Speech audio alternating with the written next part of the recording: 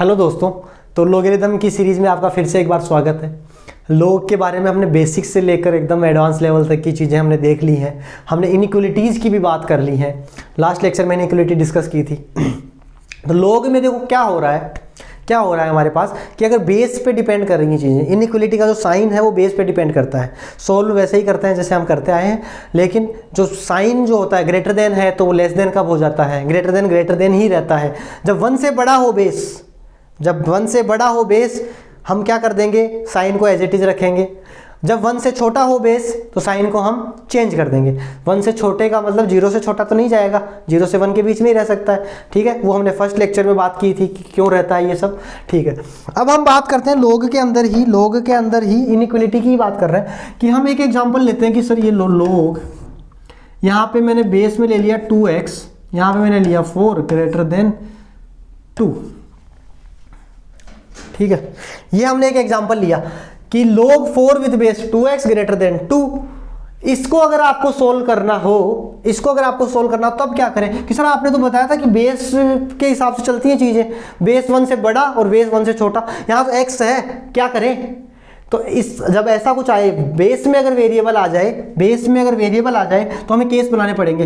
Case one क्या करेंगे कि भैया 2x जो है उसकी वैल्यू ग्रेटर देन क्या हो जाए, 1 हो जाए। ठीक है, मान लेते हैं कि 1 से बड़ा होगा। अब 1 से बड़ा होगा तो सोल्व कैसे होगा ये कि सर 4 एज इट इज रहेगा। इसको आप ऐसा भी लिख सकते हो कि x जो है वो ग्रेटर देन 1/2 हो गया। 4 एज इट इज आया, ग्रेटर देन का साइन है, 1 से बड़ा लिया है हमने बेस को 1 से बड़ा मान लिया है हमने, तो 1 से बड़ा होगा तो ये साइन एज इट इज रहेगा, तो ग्रेटर देन का ग्रेटर देन रहा। ये जो 2x है वो यहाँ पे चला गया और ये इसकी पावर बन गई 2। ठीक है भाई, ये वाला पोर्शन उठकर यहाँ आ जाता है ना, 4 एज इट इज रहा, ये साइन भी एज इट इज रहा। ठीक है, तो यहाँ पे इसको अगर सोल्व करें तो 4, थोड़ा पेन वापस वही लेते हैं वाइट वाला, 4 ग्रेटर देन, यहाँ पे क्या बन गया 4x स्क्वायर। ठीक है, अगर अब इसको इधर लेके आए हम तो 4 से 4 को देखो काट भी सकते हो, तो 4 से 4 को काट कर दोगे और यहाँ से अगर इसको लेके जाओगे तो ये 1 ग्रेटर देन x स्क्वायर ऐसा हो गया।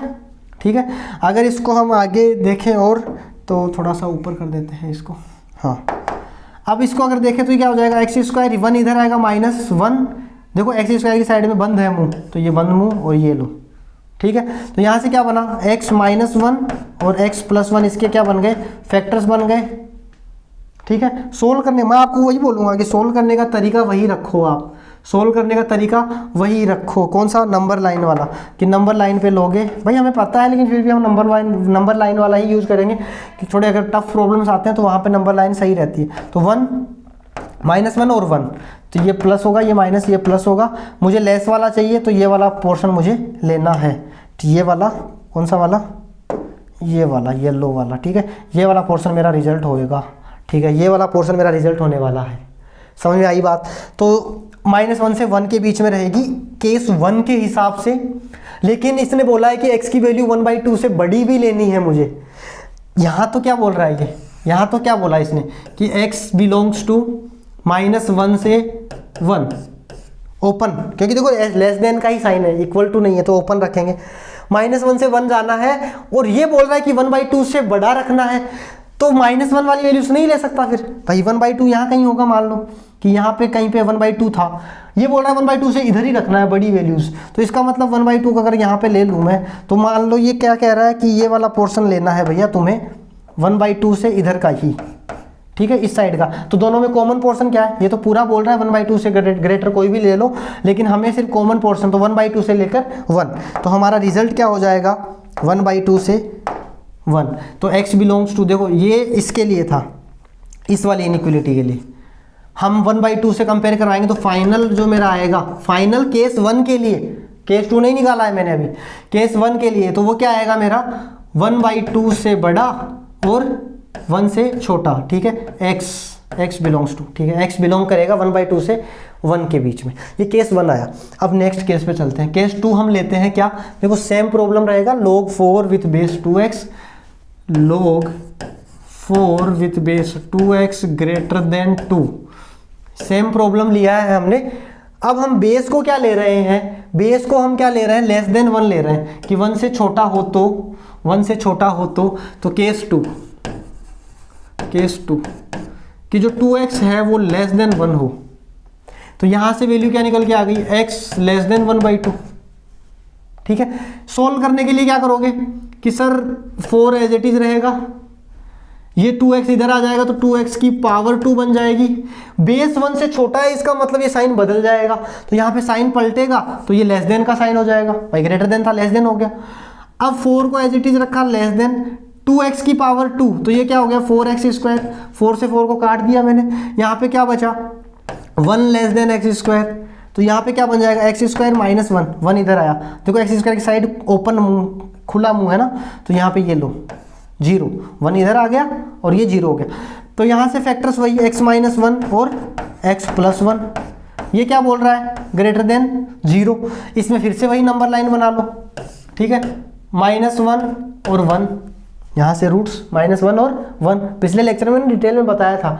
ठीक है, तो यहाँ पे अब क्या होगा कि वही positive negative positive positive negative और ये पॉजिटिव, और यहाँ पे ग्रेटर देन, देखो मैंने बोला था कि ये पॉजिटिव नेगेटिव पॉजिटिव यहाँ पे काम कर जाते हैं, लेकिन हर जगह पे नहीं लगाने हैं हमें। तो आप चेक करोगे बेटर रहेगा, जेई के लिए चेक करोगे तो बेटर रहेगा, ऐसे सीधा अल्टरनेट साइन नहीं लगाने होते। ठीक है, यहाँ पे हो जाता है, इन केसेस में हो जाता है तो हम ले रहे हैं। पॉजिटिव नेगेटिव पॉजिटिव हमने साइन मिल गए, हमें ग्रेटर देन रखना है, इसका मतलब कौन सा वाला पोर्शन, ग्रेटर देन मतलब पॉजिटिव वाला पोर्शन, तो ये वाला पोर्शन और ये वाला पोर्शन, दोनों पोर्शन रखने पड़ेंगे। ये कह रहा है कि 1/2 से छोटा, 1/2 कहाँ होगा, 1/2 कहीं यहाँ रहा होगा। ठीक है, ये वाला देखो, दोनों को मैं कंबाइन करके ही ले रहा हूँ अब कि 1/2 यहाँ रहा होगा। 1/2 से छोटा मतलब 1/2 से छोटा मतलब ये वाला पोर्शन, कि 1/2 से छोटी वैल्यूज लेनी है, तो 1/2 से छोटी तो इधर ही होगी। ठीक है, दोनों को ही, अब देखो इसमें कॉमन रीजन कौन सा है, कॉमन पोर्शन कौन सा है, ये वाला ही है। कॉमन पोर्शन कौन सा है, कॉमन पोर्शन की अगर बात करें तो ये वाला है, देखो दोनों के लिए है। इधर फिर 1/2 वाला तो है लेकिन -1 वाला नहीं है। तो यहाँ पे अगर हम रिजल्ट लिखें कंबाइन करके तो वो क्या रिजल्ट आएगा मेरा कि x belongs to minus infinite से लेकर -1। देखो माइनस इनफाइनाइट से -1 इसको भी सेटिस्फाई कर रहा है और इसको भी सेटिस्फाई कर रहा है। ठीक है, अब हमारे जो दो रिजल्ट आए हैं ये केस 2 के लिए निकल के आया है। पिछला वाला जो था वो क्या था, 1/2 से 1 था, और ये था कि ये है माइनस इनफाइनाइट से लेकर -1। ठीक है, तो हमारा जो रिजल्ट है वो दोनों केसेस के लिए कि जब हमने लेस देन लिया तो ये और ग्रेटर देन लोगे तो वो। अब इसमें हमारे पास कोई कॉमन पोर्शन तो आ नहीं रहा, क्योंकि ये तो पॉजिटिव में आ रहा है और ये वाला नेगेटिव में आ रहा है, तो कोई कॉमन पोर्शन तो है नहीं। तो हम क्या बोलेंगे कि यहाँ पे हमारे पास देखो, अगर दोनों रिजल्ट को अगर हम एक साथ लिखें, दोनों रिजल्ट्स को देखो, ये माइनस का इनफाइनाइट से ये आया है और जो ये केस 1 से आया है मेरा, ये कहाँ से आया है, केस 1 से। और अगर हम बात करें x बिलोंग्स टू, वो क्या था पिछले वाला रिजल्ट, 1/2 से 1, ये कहाँ से आया मेरा, केस ये 2 से है और ये केस 1 से। ठीक है, केस 1 से रिजल्ट ये मिला, केस 2 से रिजल्ट ये मिला। जब हमने क्या किया कि बेस को जब ये रखा, ग्रेटर देन रखा, एक बार लेस देन रखा। ठीक है, दोनों केसेस में रिजल्ट आया, ये नेगेटिव रिजल्ट दे रहा है, ये पॉजिटिव रिजल्ट दे रहा है। कभी कॉमन पोर्शन मिलेगा क्या, नहीं मिलेगा, कभी कॉमन पोर्शन नहीं मिलेगा। तो यहाँ पे हम क्या बोलेंगे कि इसका कोई सॉल्यूशन नहीं है। इसका देखो कंबाइन करके नहीं है, सिंगल केसेस लोगे कि इसको अगर आप ऐसा मानकर चलते हो कि 2x जो है वो 1 से बड़ा है तब फिर कुछ रिजल्ट मिलेगा, 2x 1 से छोटा है तब कोई रिजल्ट मिलेगा। लेकिन एक साथ कंबाइन करके कोई ऐसा सॉल्यूशन है क्या किसी वैल्यू पे कि जो सेम आए, तो इसमें कुछ वैल्यू नहीं मिल रही सेम कि जिस पे सेम रिजल्ट मतलब सेटिस्फाई कर रहा हो, तो इसका हम नो सॉल्यूशन बोल देंगे। कंबाइन करके नो सॉल्यूशन। केस वाइज बात करें तो केस 1 का रिजल्ट कुछ मिल रहा है, केस 2 का रिजल्ट कुछ मिल रहा है, और कंबाइन करके नो सॉल्यूशन। ठीक है, कि ये हम नहीं कर सकते, नहीं ले सकते, कंबाइन करके दोनों में। ठीक है, केस 1 और केस 2 में, बाकी अलग अलग आप ले सकते हो। तो ये एक आपका एक कॉन्सेप्ट हो गया अलग से। इसके बाद में लास्ट एक छोटा सा कॉन्सेप्ट है एंटी लोग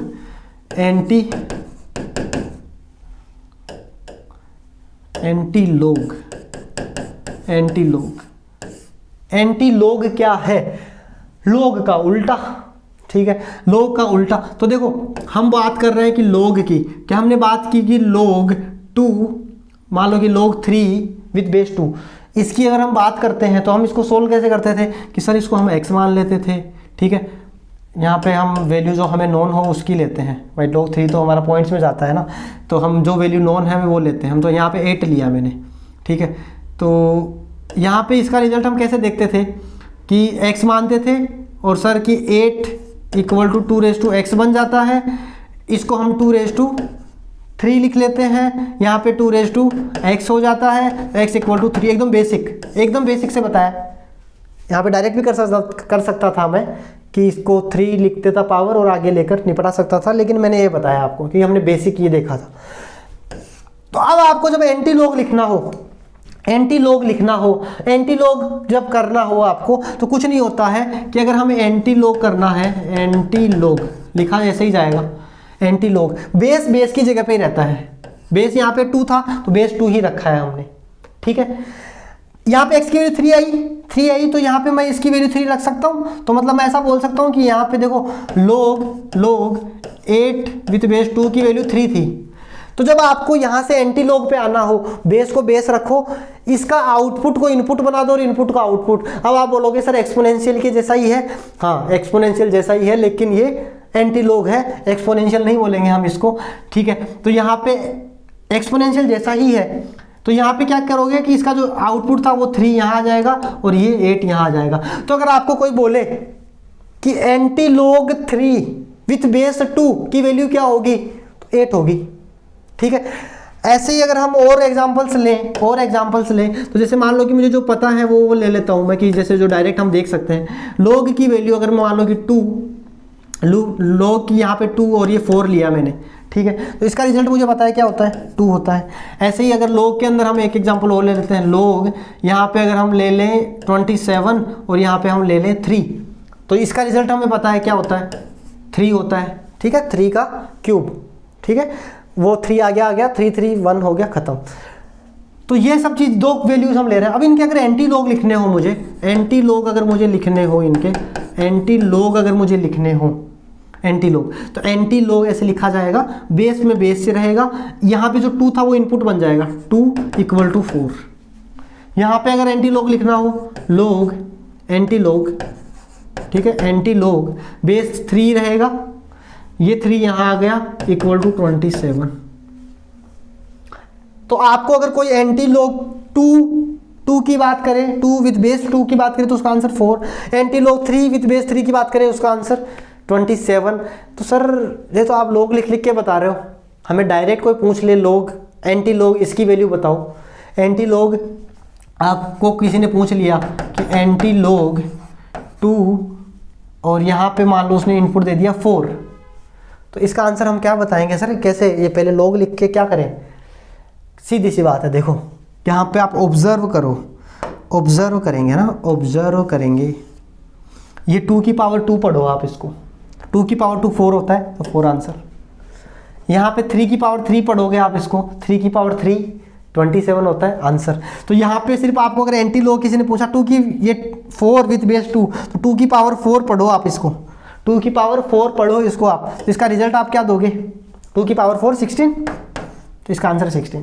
तो आपको एंटी लॉग अब किसी का भी पूछ ले, कोई भी पूछ ले आपको एंटी लॉग, कि जैसे मान लो कि एंटी लॉग पूछा आपको, ठीक है, 4 की पावर 3, ठीक है, 4 की पावर 3, तो आपको क्या करना है भाई, कुछ नहीं करना है, 4 की पावर 3 मतलब 64, सिर्फ इतना पढ़ना है आपको, 4 की पावर 3 को पढ़ना है आपको, 4 की पावर 3 को पढ़ना है आपको, कि ये लो कि 4 की पावर 3 64, ठीक है। तो ये एंटी लॉग का कॉन्सेप्ट हो गया। एंटी लॉग के बारे में अगर आपको कोई पूछता है तो डायरेक्ट आप ऐसे पावर देख के आप आंसर दे सकते हो। अब हम कंबाइन कर देते हैं, हमारा चैप्टर खत्म हो गया है, हम जो बेसिक चीज़ें थी उनको कंबाइन कर रहा हूँ मैं लॉग और एंटी लॉग के को लेकर, कि जो लॉग अगर है मेरा है ए बी, ठीक है, बी विथ बेस ए, और एक एंटी लॉग अगर है मेरा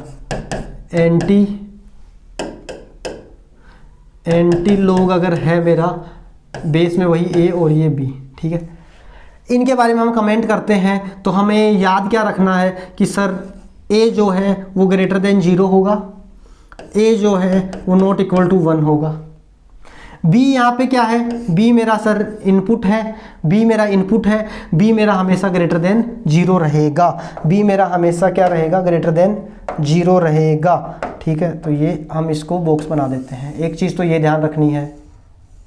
ठीक है, दूसरी चीज़ एंटी लॉग की बात करें तो एंटी लॉग में देखो ये आया कहाँ से था, एंटी लॉग आया कहाँ से था, इसी से तो लेके आ रहे थे हम कि इसके आउटपुट को इनपुट बना रहे थे। और लॉग का आउटपुट मुझे पता है कि वो कुछ भी आ सकता है।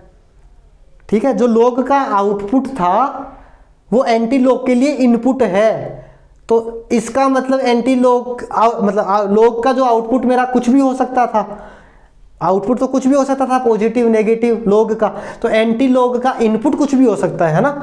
तो ये चीज़ आप यहाँ से देख सकते हो। तो यहाँ पे आप क्या बोलोगे कि जो बी है, B belongs to real number, कि कोई भी रियल नंबर आप ले सकते हो। और ए जो है, ए तो बेस ही है, तो ए तो इसका भी बेस ही था, तो वो तो बेस की जगह पे ही है, तो उसमें तो कुछ चेंज आया नहीं, तो वो तो वही रहेगा, ग्रेटर देन 0 रहेगा और नॉट इक्वल टू 1 रहेगा। तो ये आपका दूसरा बॉक्स बना देते हैं कि ये यहाँ से हाँ, तो ये लो भैया, ये सेकंड बॉक्स हो गया आपका। दोनों चीज़ें आप ध्यान रखोगे। ठीक है, ये मैं देखो थोड़े से स्टार बना दूँ, क्या मस्त लग रहा है ना।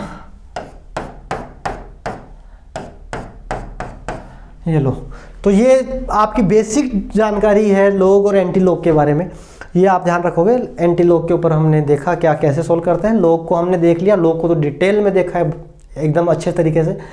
तो बने रहे हैं हमारे साथ, और लॉगरिथम की सीरीज़ हम यहीं पे समाप्त करते हैं। ठीक है, तो ऐसे ही अब और आगे आपके अगर कोई डाउट्स हो लॉग को लेकर, कहीं से आप सोल्व कर रहे हो, कोई प्रॉब्लम्स आपके पास आ रहे हैं, तो आप उनको कमेंट कर सकते हो, हम उसका सॉल्यूशन वीडियो आपको प्रोवाइड करवा देंगे। ठीक है, तो बने रहे हैं ई इंटरेस्ट के साथ, और भी इंटरेस्टिंग टॉपिक्स अगर आगे आने वाले हैं तो देखते रहें, बने रहें। थैंक यू, धन्यवाद।